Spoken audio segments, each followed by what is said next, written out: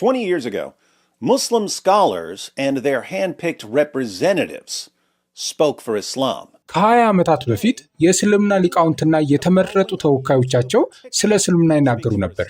ዛሬ ግን በዩቲዩብ ወይም በቲክቶክ ተከታይ ማግኘት የቻለ ማንኛውም ሰው ስለ እስልምና ይናገራል። ነገር ግን በዩቲዩብ ወይም በቲክቶክ ተከታይ ማግኘት ማለት የእስልምናን መሰረታዊ ነገሮች በትክክል መረዳት ማለት አይደለም።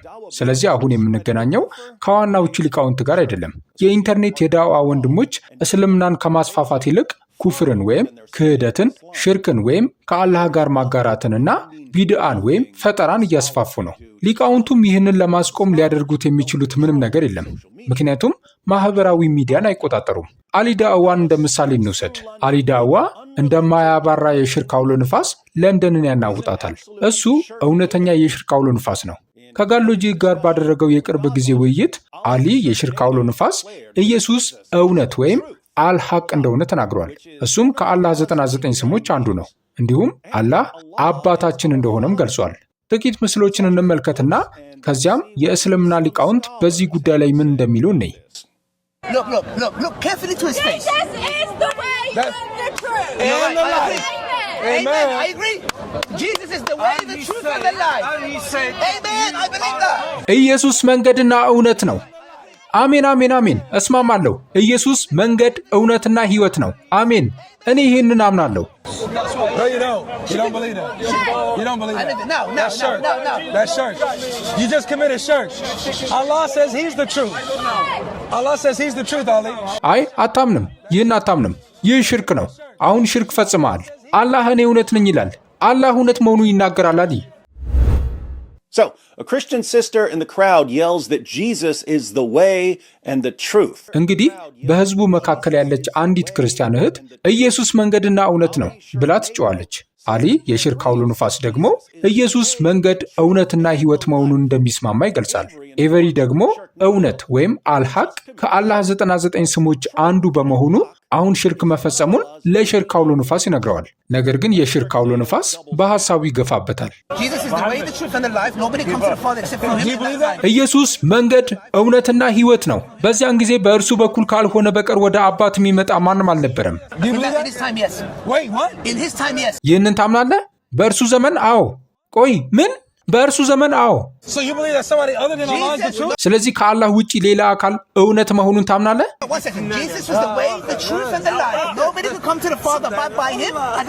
ኢየሱስ መንገድ እውነትና ህይወት ነበር። በኢየሱስ ዘመን በእርሱ በኩል ካልሆነ በቀር ወደ አብ የሚመጣ ማንም አልነበረም። ቆይ ግራ ተጋባው። ይህ ለእሱ አዲስ ነገር ነው ወንድሜ። እኛ ይህንን እናምናለን። Notice that Sharknado repeatedly says no one can come to the Father. የሽርክ አውሎ ንፋስ ምንም እንኳን ይህ በኢየሱስ ዘመን የነበረ ነው ቢልም በኢየሱስ በኩል ካልሆነ በቀር ወደ አብ የሚመጣ የለም በማለት ደጋግሞ መናገሩን ልብ በሉ። ነገር ግን አባት የተባለው ማን ነው?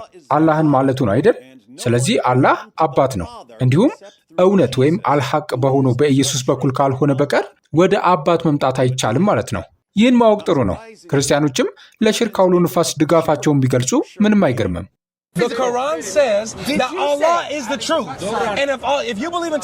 ቁርአን አላህ እውነት እንደሆነ ይናገራል። በተውሂድ ካመንክ ደግሞ የአላህን ስሞች ለፍጥረት መስጠት አትችልም። ስለዚህ ኢየሱስ እንደ አላህ እውነት መሆኑን ታምናለህ? እንደገና ልድገመው። አዎ ድገመው። እኛ እንደ ሙስሊም ኢየሱስ መንገድ እውነትና ህይወት መሆኑን እናምናለን።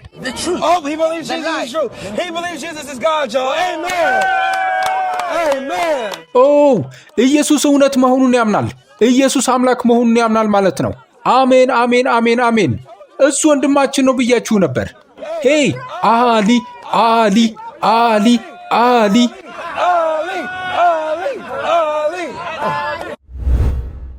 እውነት ከልባችሁ የአገልግሎት ተጠናክሮ እንዲቀጥል ትፈልጋላችሁ?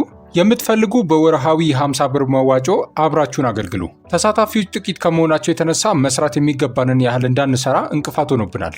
ለመመዝገብ በዚህ ስልክ ቁጥር ማገልገል እፈልጋለሁ የሚል አጭር የጽሑፍ መልእክት መላክ በቂ ነው። ተሳትፏችሁ እጅግ በጣም ያስፈልገናል። ቻናሉን ሰብስክራይብ ያላደረጋችሁም አድርጉ። ቪዲዮንም ይጠቅማል ብላችሁ ካመናችሁ ላይክ አድርጉ። ስለ ተሳትፏችሁ እናመሰግናለን።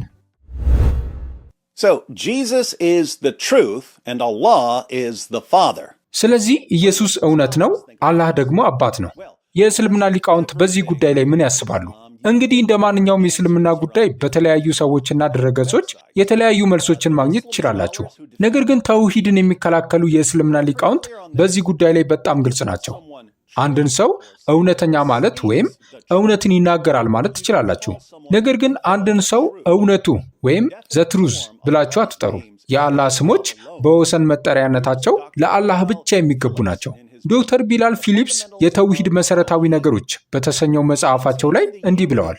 የአላህን ስሞች አንድነት መጠበቅ ማለት ደግሞ የአላህ ስሞች በወሰን መጠሪያነታቸው አብድ ወይም ባሪያ ወይም አገልጋይ የሚለው ቅጥያ ካልታከለባቸው በቀር ለፍጥረታቱ ሊሰጡ አይችሉም ማለት ነው።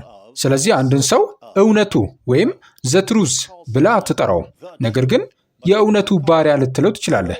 እንደ ሩኡፍ እና ረሂም ያሉ ብዙ መለኮታዊ ስሞች አላህ አንዳንዶቹን አል ወይም ወሳኝ መስተዋድድ ሳይጨምር ለነቢዩ መጠሪያነት ስለተጠቀመባቸው በእነዚያ ቅርጾቻቸው ለእኔም መጠሪያ መሆን ይችላሉ።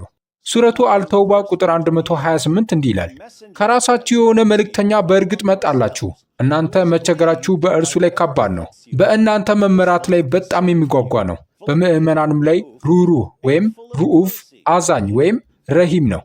ነገር ግን የእኛ ሩኡፍ ወይም በጣም ሩሩህ እና የእኛ ረሂም ወይም በጣም አዛኝ ለሰዎች መጠሪያነት ሊውሉ የሚችሉት ልክ እንደ አብዱ ረኡፍ ወይም አብዱ ረሂም፣ አብድ ወይም ባሪያ የሚለው ቃል ሲቀድማቸው ብቻ ነው። ምክንያቱም በወሳኝነታቸው ለአላህ ብቻ የሚገባውን የፍጽምና ደረጃ ይወክላሉ። Since in the definite form they represent a level of perfection which only belongs to God. And here's Sheikh Mohammed bin Saleh al-Uthaymin in his book ሼክ ሙሐመድ ቢን ሳሊህ አልኡሰይሚንም የአላህ ውብ ስሞችና ባህሪያት በሚለው መጽሐፋቸው ላይ እንዲህ ብለዋል። የአላህ ስሞች ለእርሱ ብቻ የተለዩ ናቸው። አላህም እንዲህ ብሏል፣ ለአላህም መልካም ስሞች አሉት፣ በእርሱም ጥሩት። ቁርአን ምዕራፍ 7 ቁጥር 180። ደግሞም እንዲህ ብሏል፣ አላህ ከእርሱ በቀር ሌላ አምላክ የለም፣ ለእርሱም መልካም ስሞች አሉት። ቁርአን ምዕራፍ ቁጥር 8። እንዲሁም ለእርሱ መልካም ስሞች አሉት፣ በሰማያትና በምድር ያለው ሁሉ ለእርሱ ያሞግሳል ብሏል። ቁርአን ምዕራፍ 59 ቁጥር 24። ስለዚህ በሰማያትና በምድር ያሉ ሁሉ እርሱን ብቻ እንደሚያመልኩና እንደሚያወድሱ ሁሉ የአላህ ውብ ስሞችም ለእርሱ ብቻ የተለዩ ናቸው። ሌላን ሰው ከእርሱ ስሞች በአንዱ መሰየም የእርሱን ስሞች እንደመካድ ይቆጠራል። So, Muslims aren't supposed to apply the names of Allah to created beings. ስለዚህ ሙስሊሞች የአላህን ስሞች ለፍጡራን መስጠት የለባቸውም። ነገር ግን ከአላህ 99 ስሞች አንዱ አልሐቅ ወይም እውነቱ ነው። አሊዳዋ ደግሞ ኢየሱስ መንገድ፣ እውነትና ሕይወት መሆኑን ሙስሊሞች ይስማማሉ ይላል። ይህ ማለት ሙስሊሞች ኢየሱስ አላህ መሆኑን ይስማማሉ እንደማለት ነው። ነገር ግን በዚህ ብቻ አላበቃም። ምክንያቱም አሊ የሽርክ አውሎ ንፋስ አላህን አባት ብሎም ጠርቶታል። በአልኡሰይሚን መጽሐፍ ላይ ቀደም ብሎ እንዲህ እናነባለን። አላህን ራሱ ባልሰየመበት ስም መሰየም ልክ ክርስቲያኖች አባት እንደሚሉት ወይም ፈላስፎች በጽንፈ ዓለም ውስጥ እንዳለ ንቁ ኃይል እንደሚጠሩት ስህተት ነው። የአላህ ስሞች በቁርአንና በሱና በተቀመጡት ላይ ብቻ የተገደቡ ናቸው። ስለዚህ አላህን ራሱ ባልሰየመበት ስም መሰየም የእርሱን ስሞች እንደመካድ ይቆጠራል። Did you catch that? If you use a name for Allah that he hasn't given to himself, as when Christians call God Father, you're denying Allah's names. ልባላችሁ አላህን ራሱ ባልሰየመበት ስም ከጠራችሁት ልክ ክርስቲያኖች አባት እንደሚሉት የአላህን ስሞች እየካዳችሁ ነው። እንዴት? አላህ ስሞቹን አስቀድሞ ነግሯችኋል። እናንተ ግን የፈለጋችሁትን ስም ትጠቀማላችሁ። ይህ ማለት ለስሞቹ ግድ የላችሁም ማለት ነው። የቀድሞ ክርስቲያን የነበሩና ወደ እስልምና የገቡ ሰዎች አላህን አባት ብለው መጥራት ይችሉ እንደሆነ ግራ ስለሚገባቸው የእስልምና ሊቃውንትን ይጠይቃሉ። በኢስላም ዌብ የፈተዋ ድረገጽ ላይ የቀረበ አንድ ምሳሌ እንመልከት። ጥያቄ: ስለ አላህ ጥያቄ አለኝ። እኔ አዲስ ሰላሚ ወይም ሙስሊም ነኝ። በቅርቡ ነው ከክርስትና ወደ እስልምና የመጣሁት። አንዳንዴ ግራ የሚገባኝን ነገር ለመረዳት እየሞከርኩ ነው።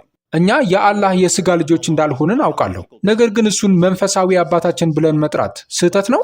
በእስልምና ቤተሰባችን ውስጥ እርስ በርሳችን ወንድምና እህት እንባባላለን። ምድራዊ ወንድሞችና እህቶች አባት እንዳላቸው ሁሉ መንፈሳዊ ወንድሞችና እህቶች አላህን አባት ሊሉት አይችሉም። የኔ መከራከሪያ እርሱ ፈጣሪያችንና ባለቤታችን ስለሆነ እኛ የእርሱ ውብ ፍጥረት ውጤቶች ነን የሚል ነው።